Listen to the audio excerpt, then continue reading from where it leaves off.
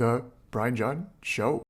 I literally went into Ross Business School, the building itself, and I started just meeting people in the business school because they were very friendly people, right? Like they were very outgoing. Um, and then there were a bunch of kids just sitting out in the atrium studying or socializing. And then I started to make friends there, and then I asked about um, what kind of jobs they're looking at, how do you prepare for it? So I had to relearn all the networking, how do you write your resume, and then I went into a lot of these like MBA info sessions. Even though I didn't have MBA, I just went in. Hmm. Then I had my resume ready and I dropped my resume. I got a couple interviews that way, Wow. and then the did I tell you my McKinsey story or no? No, no, I've never heard it. So how I got into McKinsey was after all that resume drop. I think it was August or September time. It was really sunny day in Ann Arbor. Me and my friend. So I had another friend who was also looking for a job and in non-engineering field. And so we were coming off of Ross Business School. We were at CC Little, and it was super sunny, and there was no cover, so sweating. And I saw this banner across the street saying like McKinsey and Company info session for advanced professional degree. That's what they call it, non-MBAs. And this was 2010.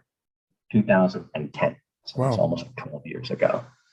And we said, hey, I don't know when the bus is going to come, but like it's too hot out. Why don't we just go there because they'll have free food and free drinks? Like just go. This is right across the street. So I just went in there. And the good thing is I had my resume and everything because we were just coming off of Oh. resume drop. So let's just go in there. I don't even know what this company is. So we sat down and we listened to them, and there were a bunch of like consultants in front. I'm like, and after the info session, I still felt like I don't know what this company does, but it seems pretty cool. Like they say they have huge impact on Fortune 500 company, and things are flexible, and you get to travel around the world. That sounds pretty amazing. So I dropped my resume, and then I got a call back to take like a 30-45 minute test at Detroit office. So Oh. I took that test. I guess I passed. And then they invited me for first round interviews. And then they also sent out a list of all the people from Michigan who were invited to first round interviews so we can pair up and practice cases and whatnot. So, and then that's actually how I got into McKinsey. It wasn't planned at all. And my initial plan from Ross Business School like was more on the banking side. Hmm. So applying to like Goldman. I think back in the day, I don't think it was BOA. I think it was still Merrill Lynch. Yeah, yeah. Um, and then uh, and then like there were a bunch of other corporate strategy jobs, some in automotive, some in the chemical industry, and then I also applied for Bloomberg. Hmm. Back in the day, I used to know how to code a little Oh, bit. That's what I did for my thesis.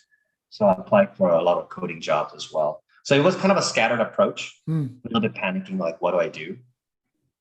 But I guess my natural skill set of problem solving maybe led to McKinsey. And I have to thank McKinsey for accepting my application because in 2010, Bain and BCG actually didn't recruit non-MBAs, right? So they had a pretty hard cutoff to Oh, say you have to be an MBA to apply, but McKinsey did open up recruiting for non-MBAs. wow. But even on the non-MBA poll, I think it was only 8 or 9 candidates that were invited to like the first round at that time. So there Hmm. weren't a whole lot.